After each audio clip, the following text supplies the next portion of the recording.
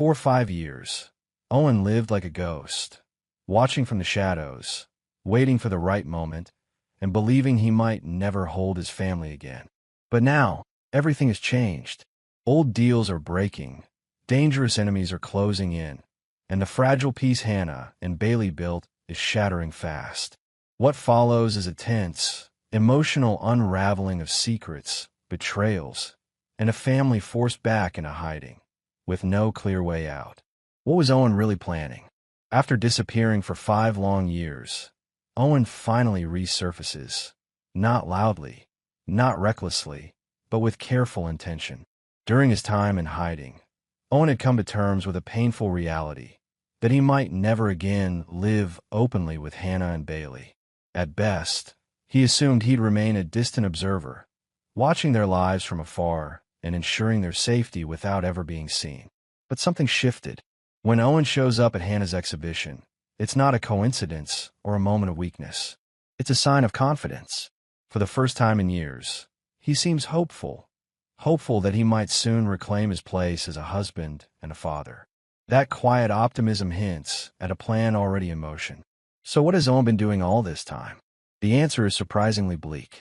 He's been living out of a trailer, keeping a low profile, surviving off scraps, and relying on the one skill he's always excelled at, coding. Night after night, Owen works obsessively, attempting to break into Nicholas' hidden database. Whatever is inside, that system clearly holds the key to his freedom, or at least leverage powerful enough to protect the people he loves. So far, though, he hasn't cracked it. Still, Owen isn't working alone. He's in contact with US Marshal Grady Bradford, and together, they're attempting something extremely dangerous, dismantling the Campano crime family from the inside. Owen has taken on a risky undercover role at the docks, working as a maintenance man by day, while secretly tracking Frank Campano's son, Teddy. Owen documents Teddy's movements meticulously, snapping photos whenever he can and slowly piecing together evidence. At one point, he confidently points out a shipping container to Grady, insisting it contains syndicate-related cargo. Owen suspects the Campanos are using a company called Rafina as a front, and he takes responsibility for uncovering proof of ownership. But there's a dangerous flaw in his optimism. Owen may be underestimating just how deeply rooted and protected the Campanos really are. Last season, Nicholas revealed that someone inside the US Marshal Service was feeding information to the Campanos. That means Owen's plan might already be compromised. There's no guarantee that Grady is trustworthy, and no certainty that their conversations haven't been overheard or reported. That fear becomes more real when one of Teddy's men notices suspicious surveillance footage. A maintenance worker has been moving oddly, taking photos he shouldn't be taking. The footage is grainy for now. Owen's face isn't visible yet, but if they keep searching, it's only a matter of time before his identity is exposed. If that happens, everything Owen has built will collapse. Who sent the mercenaries? While Owen operates in the shadows, Hannah and Bailey have been trying to live something resembling a normal life. But Hannah knows better. She never stopped worrying. And when Owen suddenly reappears, slipping a necklace in her pocket with a photo of him and Bailey sealed inside, all the old fears come rushing back. Time hasn't erased her love for him.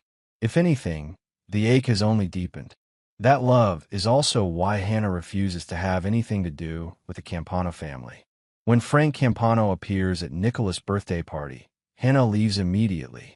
She refuses to breathe the same air as the man who once ordered her husband's death.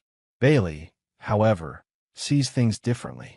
She's angry at Owen for leaving. She doesn't believe the Campanos are still a threat. And when she learns that Frank's daughter, Quinn, was once Hannah's closest friend, curiosity gets the better of her. Against Hannah's wishes, Bailey meets Quinn and treasures the story she hears about her mother's past. Then, out of nowhere, everything spirals. Hannah receives a cryptic text urging her to leave the house immediately. Moments later, a man claiming to be a gas technician approaches her door. He doesn't hesitate. He forces his way inside. Hannah knows instantly, this is no repair job. The man grabs her by the throat and orders her to disable the alarm system. He tells her she's being taken to them. Panic surges, but Hannah stays focused. She manages to grab her car key, one that conceals a small blade, and stabs him just deeply enough to break free. She doesn't look back. Hannah flees the house and drives straight to Bailey's theater studio. And one look at her face tells Bailey everything. This is it. The nightmare Hannah always feared has finally arrived. They activate their emergency plan.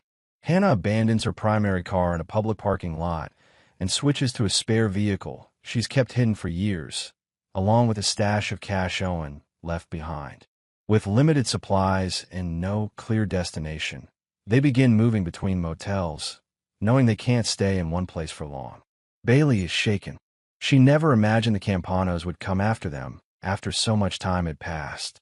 None of it makes sense yet. Why did the Campanos break their deal? The answer becomes clear soon enough. When Hannah receives a message from an unknown number asking her to meet at Cape Cod, she knows instantly it's Owen. That location holds deep meaning for them. And more importantly, Owen was the one who warned her to leave the house before the attack. He's been watching, or someone has been watching for him. Trusting that Owen understands the danger better than anyone, Hannah follows his instructions. She and Bailey head to Cape Cod, hoping he'll appear and explain everything. Bailey isn't convinced Owen even has a plan, but Hannah believes he at least knows what triggered this sudden escalation.